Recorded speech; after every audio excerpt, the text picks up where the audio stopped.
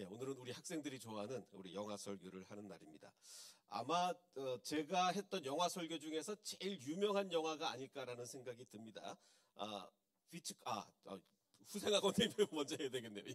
자, 후생학원 얘기를 먼저 하겠습니다. 우리 후생학원이라 하면 우리가 옛날에는 고아원이라 그랬는데 요즘은 그런 말을 잘 안 쓰잖아요. 그래서 모르시는 분을 위해서 설명을 드리면 이제 아동 보호 시설인데 부모님으로부터 부모님이 안 계시거나 아니면 보호를 잘 받지 못하는 학생들이 모여 있는 곳인데 우리가 작년 부활절 때 우리 성도님들께서 우리 후생학원을 위해서 헌금을 많이 해주셨습니다. 정말 감사한데 그래서 원래 처음 계획은 여러분 아시겠지만 18살이 넘으면 이 시설에서 나가야 되기 때문에 그 아이들이 굉장히 어려움을 많이 겪었어요. 그래서 우리 후생학원을 졸업하는 아이들을 위해서 그 헌금을 쓸까 처음에는 그렇게 계획을 했었는데 감사하게도 법이 바뀌어서 23살까지인가 있을 수 있게 됐어요. 그래서 지금 안 나가도 됩니다.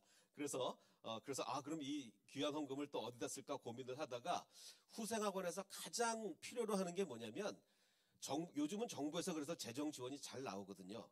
잘 나오는데 예배 관련해서는 한 푼도 안 나오는 거예요. 그렇죠. 뭐 정부에서 예배 관련한 걸 어디 뭐 한 푼이라도 주겠습니까? 그래서 이 예배하는 시설이 굉장히 낙후가 됐어요. 그래서 아이들이 굉장히 안 좋은 환경에서 예배를 드리고 있었기 때문에 그래서 원장님하고 상의한 끝에 아이들의 예배 환경, 음향 시설하고 또 이렇게 큰 TV 이런 거를 해주면 아이들이 정말 예배를 잘 드릴 수 있겠다. 그래서 우리 사역자들이 지난주에 정말 고생했습니다. 가서 예배 다 일일이 다 우리 몸으로 때웠어요. 우리 사역자들이. 그래서 정말 예배 환경을 잘 만들어 놨으니까요.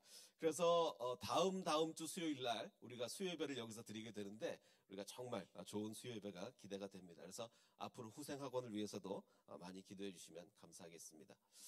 자, 방금 말씀드린 것처럼 제가 했던 영화 설교 중에서 제일 유명한 영화가 아닐까라는 생각이 듭니다. 피츠카랄도라는 영화인데 1982년에 나온 영화예요. 황금 종려 죄송합니다. 칸 영화제 감독상 받은 영화니까 굉장히 유명하고 또 영화의 역사에서도 아주 한 획을 그은 아주 유명한 영화죠. 역시 또 실화입니다. 근데 이제 실화긴 한데 이게 아주 제가 정밀하게 실제 사건이 어떤지 검색하기는 좀 어려웠어요. 왜냐하면 실제 사건에 대한 기록이 별로 없는 영화라 어쨌든 실화입니다. 자, 이 영화는 한 부부가 막 이렇게 열심히 노를 젓는 것부터 시작이 됩니다. 열심히 노를 져서 헐레벌떡 이 보트에서 내립니다. 보트에서 내려서 아주 급한 마음으로 어딜 달려가요. 그래서 어디냐? 거기가 오페라 공연장입니다. 오페라 공연장인데 다 아시겠지만 오페라 공연장은 시간이 넘으면 들어갈 수가 없잖아요. 시작을 하면. 자, 그런데 이 사람들이 간절히 들어가게 해달라고 그러는 거예요. 여기서 막아서죠. 직원이 들어갈 수 없습니다. 지금 특별 공연인데 시간이 넘었습니다라고 하니까 뭐라고 간청을 하냐면 제가 그 공연을 보려고 2000km 밖에서 아마존에서 왔다. 아마존에서 제발 나를 들여보내 달라라고 하면서 내가 왜 이 공연을 꼭 봐야 되냐면 나는 이 아마존에다가 이 오페라 공연을 하려고 한다. 아마존에 원주민들을 위해서 정글 최대의 공연이 될 거다. 들어가게 해달라. 우리는 이 공연을 아마존에서 할 거다. 내가 아마존에 아예 공연장까지 지을 거다라고 하면서 간절히 부탁을 하니까 이 직원이 그래도 이렇게 들여보내줍니다. 그러니까 이 공연이 정말 멋지게 끝났어요. 멋지게 끝나는데 이분들이 그거를 보고 정말 깊은 감격에 빠집니다. 내가 어떤 일이 있어도 아마존에다가 이 오페라 공연을 하리라 라고 마음을 먹어요. 뭐 아마존에서 와서 막 머리는 막 헝클어져 있죠. 자, 그래서 이제 이 사람들이 그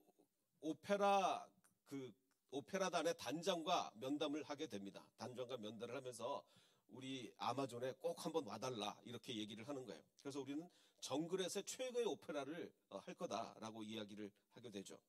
그러면서 이 부인이 굉장한 사람이에요. 정말 남편이 하는 일을 적극적으로 최대한 모든 걸 다 이해하고 도와주는 사람인데 그래서 이제 이 아내가 이렇게 얘기합니다. 남편이 세운 아마존의 극장에 카루소를 초대하고 싶다. 혹시 카루소가 누군지 아십니까? 지금은 전 세계 최고로 유명한 성악가가 파바로티지만 역사적으로 보면 파바로티보다 더 유명한 카루소라는 분이 있죠. 그러니까 카루소가 제 기억에는 1921년에 돌아가셨으니까 이 시대적 배경은 1900년대 초인 거예요. 그 카루소를 우리 그 아마존에 꼭 초대를 하고 싶다라고 하면서 그 밑에 있는 그 대사가 이 영화의 핵심입니다. 꿈꾸는 자만이 산을 움직일 수 있다. 꿈꾸는 자만이 산을 움직일 수 있다. 자, 이 얘기는 뭡니까? 제가 얼마 전에도 말씀을 드렸던 성경 구절인데, 하나님이 말씀하시기를 말세에 내가 내 영을 모든 육체에 부어주리니 자녀들은 예언할 것이요 젊은이들은 환상을 보고 늙은이들, 노인들은 꿈을 꾸리라. 자, 꿈을 꾸기 가장 어려운 사람들이 노인들인데, 정말 꿈을 꾸기, 노인들한테 가서 장래 희망이 뭐냐고 여쭤보면 안 되잖아요. 정말 꿈을 꾸기 가장 힘든 사람들이 노인들인데, 성령이 임하시면 노인들조차도 꿈을 꾸게 된다는 거죠. 오늘 그 꿈에 관한 이야기입니다. 그래서 우리 헤세드 교인들은요, 우리 요즘 장로님들 모여서 꿈을 꾸고 계시잖아요. 모여서 성경 통독을 하고 계시잖아요. 그 성경 통독 속에서 이 많은 꿈들이 이렇게 일어나기를 원합니다.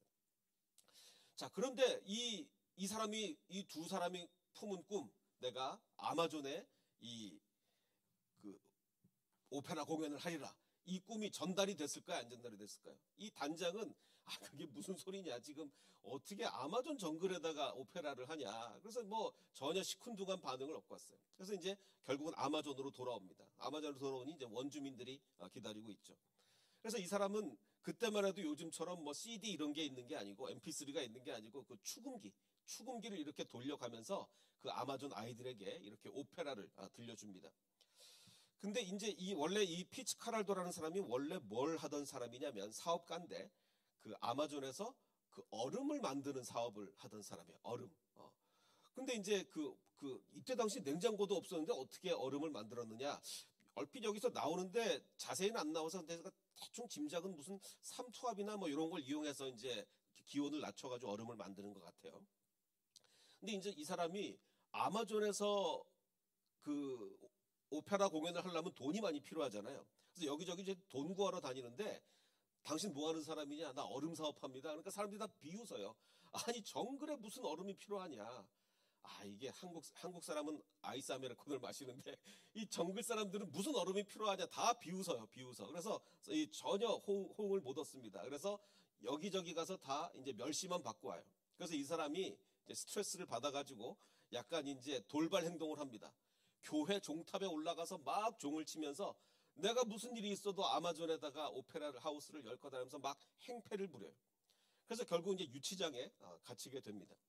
근데 유치장에 갇혔는데 한 이틀 만인가 금방 풀려났어요. 그래서 경찰이 나를 왜 풀어주나라고 했더니, 이 사람이 그동안 그렇게 이제 아마존의 아이들을 위해서 오페라를 틀어주고 했잖아요. 이 사람이 이 유치장에 갇히니까 아마존의 아이들이 이 사람 나오게 해달라고 계속 기도를 한 거예요. 그러니까 경찰이 이걸 보고 안 되겠다, 저 사람 풀어주자. 그래가지고 이제 풀어준 거예요. 근데 어쨌든 이제 이 얼음 사업은 사람들의 호응을 못 얻으니까 이 사람이 그럼 뭘 할까? 하다가 어떤 사람이 사업 아이디어를 하나 주는 거예요. 요즘은 고무가 뜬다, 고무. 아마존에 고무나무가 있잖아요. 그래서 고무 사업을 하면 엄청 돈을 벌 수 있다. 그러니까 이 사람이 지금 돈을 벌려는 목적은요, 자기가 잘 먹고 잘 살라고 돈을 버는 게 아니에요. 뭐죠? 아마존에 오페라 하우스를 열겠다. 그러면 그래서 돈이 있어야 되는 거예요. 그래서 고무 사업을 하려고 합니다. 자, 그런데 다른데 고무나무 있는 데는 다 다른 사업자들이 있고, 저기 정글 속에 들어가면 1,400만 그루의 고무나무가 있는데, 거길 가려면 이제 식인종이 사는데도 막 지나가야 되고 이런 거예요. 자, 근데 일단 저기 두 개의 강이 흐르는데, 두 개의 강이 아주 가깝게 만나는 지역이 있죠. 일단 여기를 기억을 해 두십시오. 나중에 나오니까. 자, 그래서 이 사람이 오케이, 그러면 내가 저기 가서 고무나무에서 고무를 캐서 팔아야 되겠다. 배가 있어야 되잖아요. 근데 돈이 별로 없으니까, 그래도 이 아내가 좀 집안이 돈이 있었는지 남편 하는 일을 뭐든지 다 밀어주는 거예요. 그래서 자기가 배를 사줍니다. 근데 역시 넉넉치 않으니까 정말 다 낡아서 쓰러질 것 같은 그런 배를 이렇게 구하게 돼요. 근데 어쨌든 이 남편한테 배를 사줬어요. 자, 그러면서 이 두 사람은 너무 행복해하는 거예요. 이게 정말 멋집니까? 이게 다 쓰러져가고 이제 뭐 물에 가라앉을 것 같은 배를 사놓고 정말 멋져요 하면서 둘이서 끌어안고 너무너무 이제 행복하게 지내는 거예요. 저는 이 모습을 보면서 그렇다. 이게, 자, 보십시오. 아무리 뭐 잘 나가고 이래도 가정에 불화가 있는 거 하고, 힘들고 힘들어도 이 가정엔 정말 평화가 있는 거고 어느 걸 더 원하십니까? 이 잠언 말씀에 보면 가정의 평화가 가장 중요하다는 걸 거듭거듭 강조하고 있어요. 마른 떡 한 조각만 있고도 화목하는 것이, 제가 이거 얼마 전에 말씀드렸던 거죠.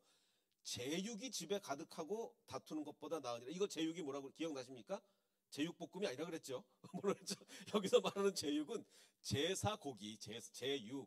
이게 제사를 드리면 음식이 넘쳐나잖아요. 자, 제사 음식, 제사 고기가 집에 가득하고도 다투는 것보다는 차라리 먹을 게 없어도 마른 떡 한 조각만 있고도 화목하는 것이 훨씬 낫다. 지금 이 두 부부가 그걸 보여주는 거예요. 막 지금 자금이 쪼달려서 이러고 있는데도 둘이서 막 너무 행복하는 거예요. 그리고 채소를 먹으면 서로 사랑하는 것이 살찐 소를 먹으면서 서로 미워하는 것보다 낫다. 정말 이 영화를 보면서 그 느낌이 딱 받았어요. 그리고 다 같은 잠언에 있는 말씀인데 똑같은 말씀을 두 번 반복해요. 그만큼 중요하다는 거죠. 21장에서 25장에서 두 번 반복하는데 그 말이 뭐냐? 21장에 다투는 여인과 함께 큰 집에 사는 것보다 움막에서 사는 것이 나으니라. 그러면 왜 이거는 남자에 대한 얘기만, 그 여자에 대한 얘기만 하냐? 이게 옛날에 쓰인 거니까 남성 위주로 쓰여서 그렇지, 요즘에 쓰였으면 반드시 요 밑에 뭐가 있겠습니까? 또 다투는 남자와 함께 큰 집에, 반드시 쓰일 텐데 이거는 옛날에 쓰인 성경이라 그 남자 얘기는 없으니까 감안을 해서 들으십시오. 21장에 이 얘기가 있는데 25장에 똑같은 얘기가 있어요. 똑같은 얘기가. 다투는 여인과 함께 큰 집에 사는 것보다 움막에서 혼자 사는 것이 낫다. 이만큼 강조하고 있는 거예요. 그러니까 힘들어도 괜찮다. 힘들어도 서로 가족끼리 화목하기만 하면 그것이 최고다라는 것을 여기서 얘기하고 있는 거예요. 지금 이 사람 굉장히 어려운 가운데서도 가정이 화목하니까 이겨내는 거예요. 이겨내는 거예요. 그래서 이렇게 이제 다 쓰러져가는 이 배를 구입을 해서 이제 그 정글을 향해서 갑니다. 그 얘기를 듣고 다른 사업가 친구들이 우리가 내기했다. 우리가 내기했는데 자네가 언제 파산할? 지금 거기 고무나무가 많은 건 사실인데 거길 갈 수가 없다. 거길 가려면 식인종 사는 데도 지나야지. 막 급류도 막 지나야지. 당신 가다가 다 죽고 만다. 이렇게 이제 얘기를 하는 거예요. 그러자 이 사람은 또 이렇게 얘기합니다. 나는 산은 옮길 거다. 산은 옮길 거다. 자, 보십시오. 이 사람의 신앙이 어떤지는 잘 모르겠어요. 영화만 봐서는 아마 신앙이 없는 사람 같기도 합니다. 실제 인물이지만 워낙 옛날 얘기고 그래서 잘 기록이 안 남아 있어서 잘 모르겠어요. 자, 근데 이 사람이 신앙이 없다고 한번 가정을 해봅시다. 신앙이 없는 것 같아요. 자, 그런데 이 사람은 신앙은 없어도 확신과 용기만 가지고도 산을 옮기겠다고 하고 있는 거예요. 자, 그런데 하나님께서는 뭐라고 말씀하시죠? 자, 믿음이 없는 사람이 확신과 용기만 가지고도 산을 옮기겠다고 하는데 우리는 믿음까지 가지고 있으면 더한 일도 할 수 있잖아요. 그래서 예수님이 하시는 말씀이 너희 믿음이 작은 까닭이라 진실로 너희에게 이르노니 만일 너희에게 믿음이 겨자씨 한 알만큼만 있어도 이 산을 명하여 저기로 옮겨지리라 하면 옮겨질 것이요 너희가 못할 일이 없으리라. 이렇게 말씀하시잖아요. 자, 그러면 이게 적용. 오늘 나는 백두산을 가보고 싶은데 못 가봤다. 백두산을 서울로 옮겨달라고 내가 이게 됩니까? 안 되죠. 왜? 아무리 믿음이 있는 사람은요, 하나님의 뜻이 뭔지를 파악을 하기 때문에 백두산을 서울로 옮기는 게 하나님의 뜻일까요? 아닐까요? 뜻일 리가 없잖아요. 그러니까 믿음이 있는 사람은 그런 기도를 안 해요. 믿음이 있는 사람은 그동 기도를 안 하는데 기도해놓고 하나님 내가 백두산 옮겨달라고 기도했는데 왜 안 됩니까? 자꾸 그러시면 안 되는 거예요. 믿음이 겨자씨만큼만 있어도 산을 옮길 수가 있는데 믿음이 겨자씨만큼 있는 사람은요, 산 옮겨달라는 기도를 안 하죠. 하나님 뜻에 맞는 기도를 하게 돼 있잖아요. 어쨌든 믿음 없이 확신과 용기만 가지고도 산 옮기겠다고 하는데 믿음이 있는 우리는 더한 일도 할 수 있는 거예요. 그래서 이제 이 사람은 출발을 합니다. 이제 그 원주민들의 막 환호를 받으면서 내가 갔다 와서 돈 많이 벌어서 오페라 하우스 지을게 막 이러면서 이제 가고 있는 거예요. 그래서 이제 다 쓰러져 가는 배를 그래도 이제 수리를 해서 이렇게 가게 됩니다. 이제 가던 중에 불길한 북소리가 막 이렇게 들려와요. 어떤 북소리냐면 식인종이 울리는 북소리예요. 실제로 얼마 전에 선교사님들이 갔다가 식인종한테 잡아먹혔어요. 실제로. 근데 그 식인종이 막 울리는 북소리가 들려오는데 야 이걸 어떻게 할까 하다가 이 사람이 그 축음기로 오페라를 막 틉니다. 그 식인종을 향해서. 어떻게 됐을까요? 어떻게 됐을까요? 식인종이 잠잠해지는 거예요. 이게 말이 안 된다고 생각하시죠? 저는 이런 일을 똑같이 겪었어요.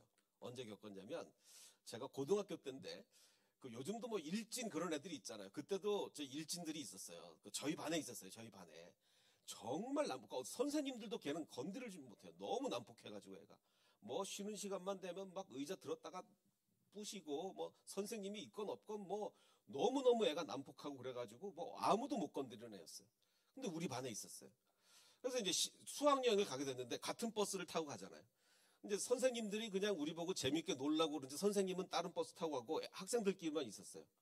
그러니까 걔가 또 와서 거기서 완전 공포 분위기를 조성을 하는데 완전히 뭐 다른 애들 막 때리기도 하고 막 그래서 그 버스 안이 그냥 수학여행 가면 막 즐거워야 되는데 조용히 끽소리도 못하고 가고 있어요.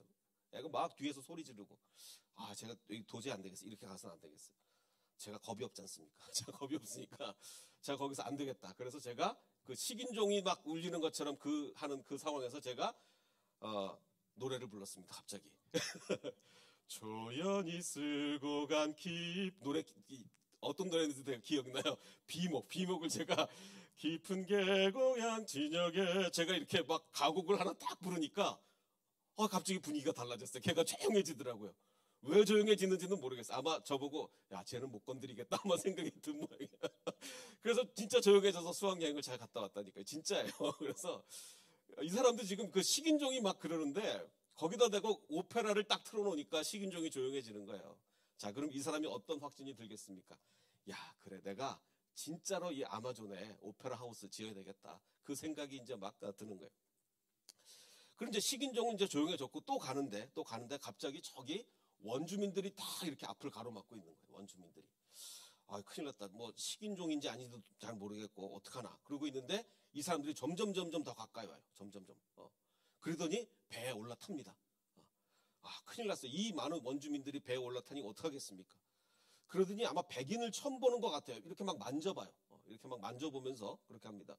불안하죠. 그리고 이제 밥 먹는데도 계속 옆에서 지켜보고 이게 도대체 뭔지. 그래서 이제 그 통역하는 사람이 이렇게 얘기를 합니다. 저 사람들 자기네들끼리 하는 얘기를 들어보니까 자기네 이 전설이 있잖아요. 이 부족마다 자기네 전설에 구원의 신이 하얀 배를 타고 온다고 전설이 있었나 봐요. 근데 배가 하얀색이거든. 구원의 신이 하얀색 배를 타고 온다는 전설이 있었는데 하얀 배가 오니까 이 원주민들이 몰려서 그 배 위에 올라탄 거예요. 그럼 백인이 있으니까 신기해서 쳐다본 거예요. 근데 아무리 봐도 이 백인이 신 같지는 않거든. 그래서 우리가 신이 아닌 것은 알지만 어쨌든 배에 관심이 많다. 그래서 지금 여기 올라타 있는 거다. 그래서 결국 이 원주민들이 안 내리기 때문에 그냥 할 수 없이 같이 타고 갑니다. 같이 타고 이제 그 고무나무 있는 데로 가는 거예요. 드디어 이제 그 고무나무 있는 곳을 발견을 했어요. 저 오른쪽에 저기 붉은색 절벽이 보이냐? 거기가 우리가 원하던 고무나무가 있는 데다. 자, 근데 이제 문제는 뭐냐면 이게 아까 두 개의 강이 거의 만나는 지점이 있다고 그랬잖아요.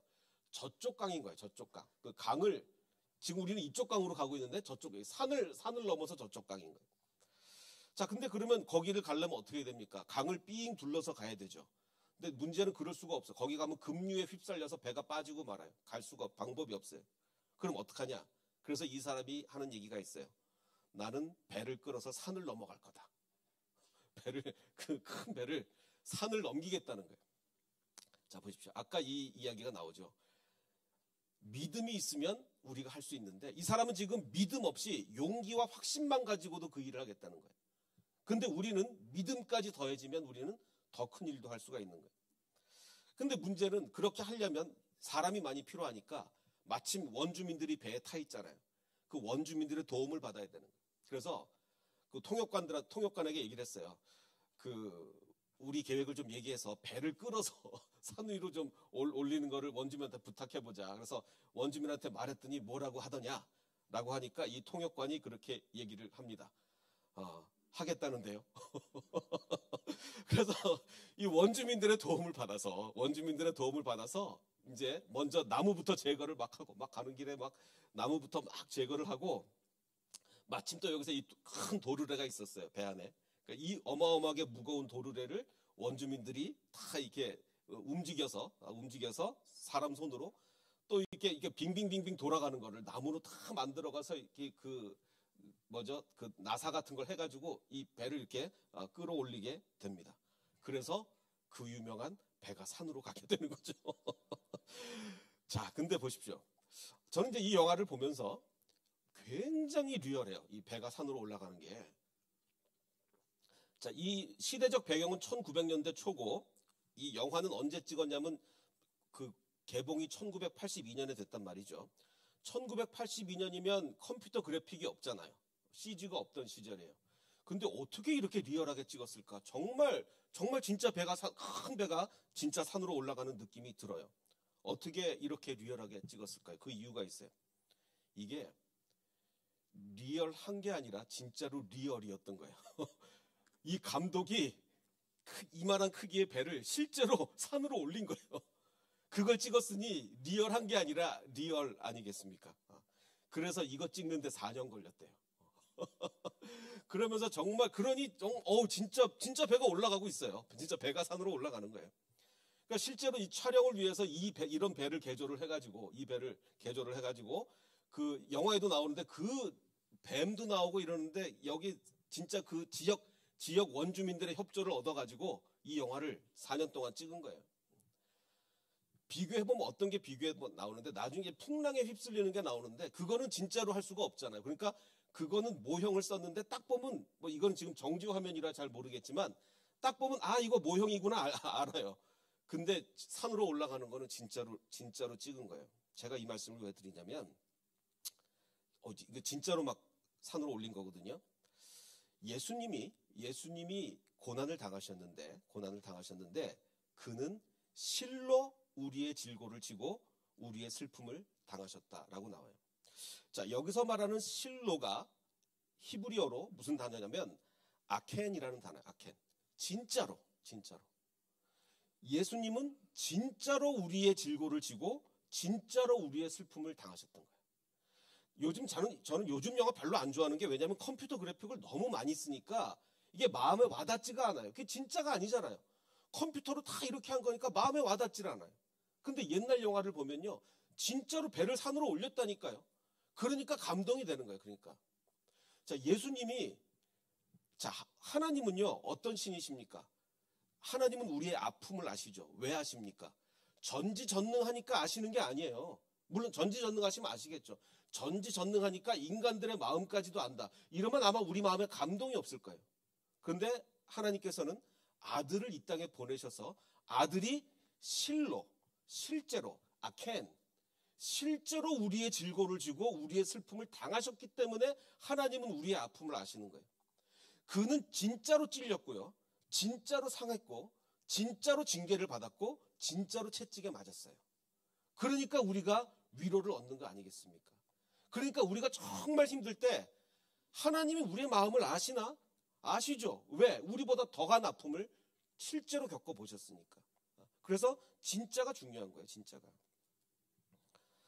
그래서 결국 이제 그래서 한 가지 또 말씀을 드리면 요즘 우리 선거잖아요. 선거.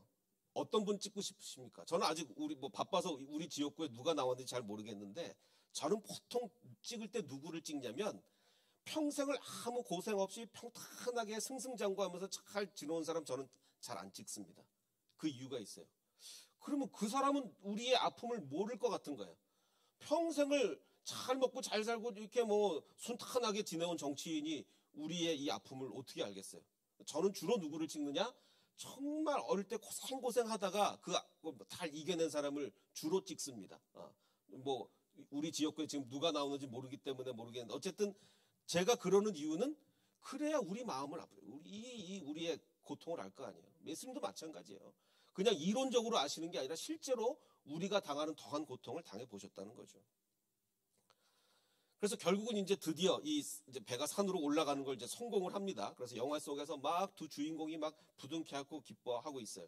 근데 문제는 이게 워낙 배가 무겁다 보니까 이게 툭 미끄러져서 뒤로 밀려가면서 원주민이 깔려서 사망하게 됩니다. 그러니까 이제 또 큰일 났죠. 왜냐하면 원주민이 무슨 돈 받고 도와주는 것도 아니고 정말 그냥 우리를 위해서 도와주는 건데 죽기까지 했으니 이거 큰일 났다. 이거 어떻게 하냐. 그러니까 보니까 또 원주민들이 자기들끼리 막 수군수군해요. 그래서 야, 큰일 났다. 이거 우리를 죽이는 거 아닌가. 조금 고민에 빠지게 됩니다. 근데 또 갑자기 자기들끼리 딱 막 열심히 일을 합니다. 또 막 도와줘요. 그러니까 이제 이 사람이 굉장히 이해가 안 가는 거예요. 그래서 나중에 물어봅니다. 왜 우리를 위해서 죽어라고 일을 하냐? 왜? 근데 영화에는 이 원주민들이 왜 이 백인을 위해서 일하는지가 안 나옵니다. 그 이유가 안 나와요. 어쨌든 그냥 추측은 그 하얀 배가 구원의 배라고 자기네들이 믿었으니까 뭐 그 백인을 위해서 일한다기보다는 이 배를 살리기 위해서 그런 게 아닌가 추측만 갈 뿐이지 원주민들이 왜 이 사람을 위해서 일했는지 알 수가 없습니다. 자, 근데 보면 이 사람 지금 믿지 않는 사람인 것 같다 그랬잖아요. 자, 믿지 않는 사람에게도 정말 왜인지 모르는데 그 사람을 막 도와주는 일이 평생에 보면 간혹 있어요. 그 사람을 막 도와주는 어떤 사람들이 막 나타나요. 자, 안 믿는 사람에게도 이런 일이 벌어지는데 하물며 믿는 우리에게 하나님이 도움의 손길을 보내주시지 않겠습니까? 하나님을 믿는 우리에게 하나님이 섭리로 작용하셔서 우리를 저 사람이 나를 왜 돕는지 이유도 모르게 돕는 사람을 안 보내주시겠냐고요. 보내주신단 말이에요. 저는 목회하면서 이것을 수도 없이 많이 겪었어요. 저 사람이 왜 나를 도와주지? 도와줄 이유가 하나도 없어요. 그런데 나를 위해서 정말 많이 도와줘요. 하나님이 보내신 거예요. 하나님이. 우리에겐 분명히 그런 일이 있을 수 있다는 거예요. 그래서 결국은 그 말도 안 되는 것 같지만, 그러니까 다시 한번 정리하면 믿지 않는 자들에게는 우연일 수 있으나 믿는 자들에게는 이게 하나님의 섭리인 거예요. 이유도 없이 나를 도와주는 거. 하나님이 섭리인 거예요. 그래서 결국은 그 산을 넘어서 갑니다. 그래서 반대편 강에 도착을 하게 돼요. 그래서 이제 결국은 안전하게 항해를 하게 됐고 고무나무를 통해서 이제 수입을 크게 얻게 되는 거죠. 그래서 드디어 이 사람이 뭘 했을까요? 오페라단을 아마존으로 부릅니다. 아마존으로 불러가지고 그 선상에서 멋진 오페라 공연을 이렇게 하게 되고 그 오페라 공연을 보면서 감격해하는 모습으로 이 영화가 끝나고 맙니다. 자, 제가 오늘 여러분께 마지막으로 드리고 싶은 말씀은 예수님이 물 위를 걸어오실 때 그 제자들의 반응이었습니다. 예수님이 이른 새벽에 예수께서 바다 위로 걸어가면서 제자들에게 이렇게 말씀을 하셨죠. 제자들한테 가셨는데 제자들이 보니까 너무 무서운 거예요. 그 제자들이 예수께서 바다 위로 걸어오시는 것을 보고 겁에 질려서 유령이다 하며 두려워 소리를 질렀습니다.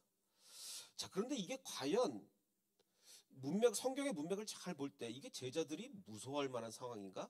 그냥 이 사건만 딱 띄워놓고 보면 그렇지 당연히 무서워할 만도 하지. 어떻게 물 위를 사람이 걸어오는데 안 무서울 수가 있겠어 라고 하는데 성경을 좀 더 자세히 들여다보면 그렇지가 않아요. 왜냐하면 지금 이 물 위를 건너는 사건이 그 예수님이 물 위를 걸으신 사건이 마태복음 14장 22절부터입니다. 22절부터인데 그 바로 앞 사건이 뭔지 아십니까? 바로 앞 사건이 예수님이 오병이어를 일으키신 사건이에요. 전무후무한 기적. 정말 인류에게 있어서 마태, 마가, 누가, 요한 4명의 복음서 기자들이 다 기록했을 정도로 이거는 정말 어마어마한 기적. 그거를 오병이어 기적이 끝난 다음에 바로 물 위를 걸으시는 거예요.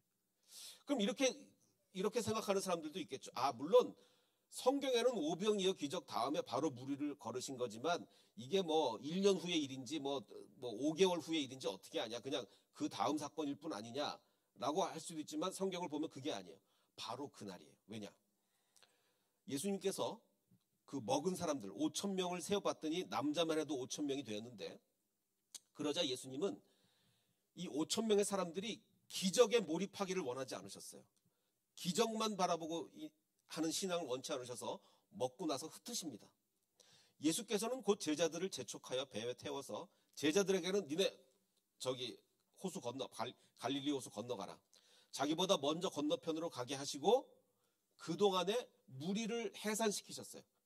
오병이어를 그 기적을 맛본 그 5,000명의 무리를 해산을 시키셨어요. 해산을 시키신 후에 예수께서는 따로 기도하시려고 산에 올라가셨는데 제자들이 거기서 풍랑을 만난 거예요. 다 죽어가게 생긴 거예요. 그러자 예수님께서는 그 밤에, 그 새벽에 걸어서 제자들에게 간 거예요. 그러니까 바로 그날 밤에 있었던 일이에요. 오병이어 있었던 사건이 있었던 그날 밤 사건이에요. 그러면 상식적으로 오병이어를 경험한 제자들이면 예수님이 물 위로 걸어오시는 거 보고 야, 예수님은 5천 명을 먹이시더니 이제는 물 위를 걸어오시는구나 이렇게 생각해야 되는데 또 죽게 됐다. 이게 뭐 유령이다. 이거 뭐냐 도대체 이러고 있는 거예요. 그만큼 제자들은 믿음이 약합니다. 근데 제자들만 그럴까요? 그게 아닙니다.